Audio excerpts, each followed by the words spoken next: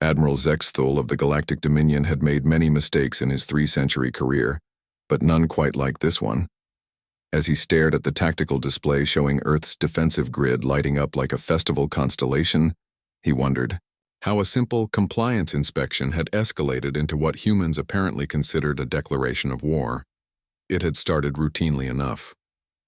The humans had been part of the galactic community for barely 50 standard cycles, a blink of an eye by Dominion standards.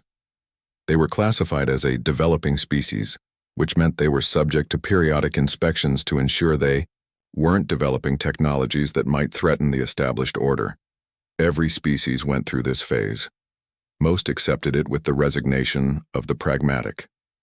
Humans, Zexthul was learning, were not most species.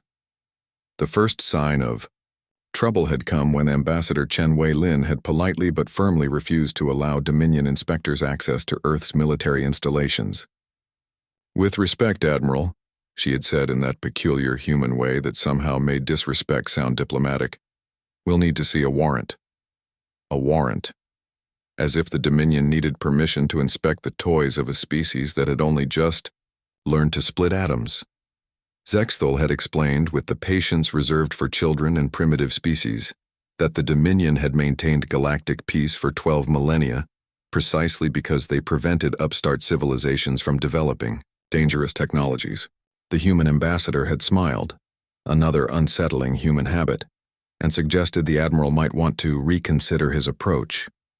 The second sign of trouble came when Zexthul ordered a demonstration of compliance by positioning his battle fleet in Earth's outer system.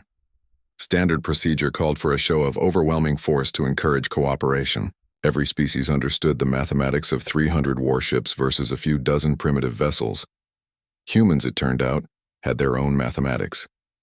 Within hours, Earth's surface had bristled with defensive installations that definitely hadn't been there before. Orbital platforms materialized from what had appeared to be communication satellites. The moon itself had apparently been hollowed out and converted into a fortress that made Dominion battle stations look quaint. How? Zexthul had demanded of his intelligence chief. "Unknown, sir. Our scans showed standard industrial development. Agricultural zones. Primitive infrastructure." Ambassador Chen's image appeared on the main screen, that insufferable smile still in place. "Admiral, we tried to explain. Humans don't respond well to threats. We've spent our entire history being threatened by something. Nature, each other, extinction events. We've gotten quite good at preparing for the worst while hoping for the best." "This is impossible," Zexthul snarled. "Our intelligence indicates you've barely achieved interplanetary capability." "Oh, that." Chen waved dismissively. "We've had interstellar capability for decades. We just found it more educational to let you think otherwise. Amazing what you can learn by listening." The tactical display updated again. What Zexthul had assumed were mining operations in the asteroid belt were revealing themselves as shipyards. Massive ones. The exploration vessels, scattered throughout the system, were uncloaking to reveal weapon signatures that made his fleet's armament look primitive. "Impossible," he repeated, but with less conviction. "Admiral," Chen continued, "humans have a saying, speak softly and carry a big stick. We've been speaking very softly for 50 years. Would you like to see our stick?" Before Zexthul could respond, his sensors officer called out in alarm. "Sir, energy signatures throughout the system are spiking. I'm reading. How many ships?" "Approximately 1,500 combat vessels," Chen supplied helpfully. "Though we call them the Home Defense Fleet, we have others." "Others?"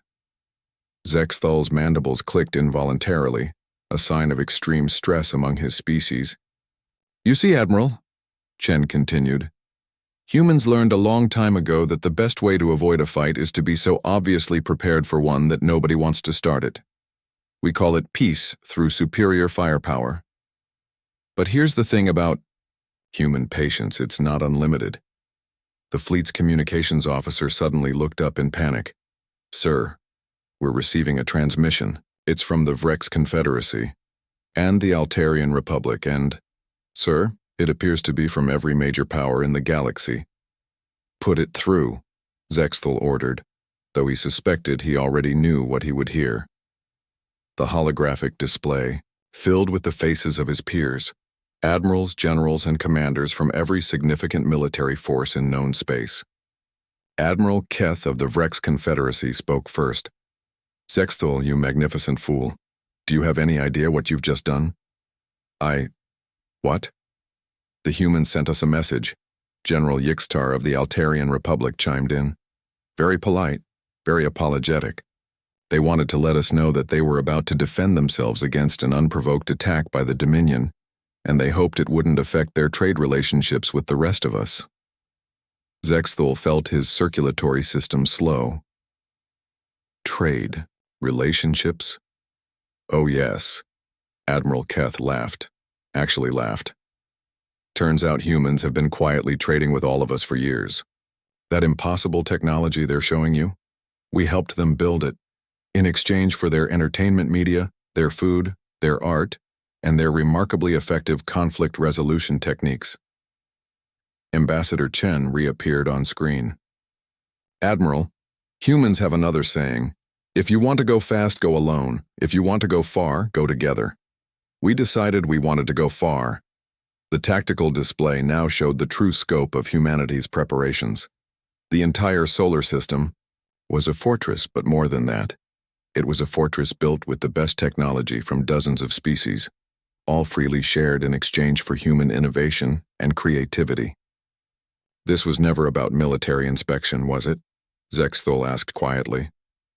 "No," Chen admitted. "This was about seeing if the Dominion could learn to be a neighbor instead of a tyrant. Sadly, it appears the answer is no." "What happens now?" Chen's smile finally faded. "Now? Now you leave, and you don't come back until you're ready to ask instead of demand. The galaxy is changing, Admiral. The age of empires ruling through fear is ending.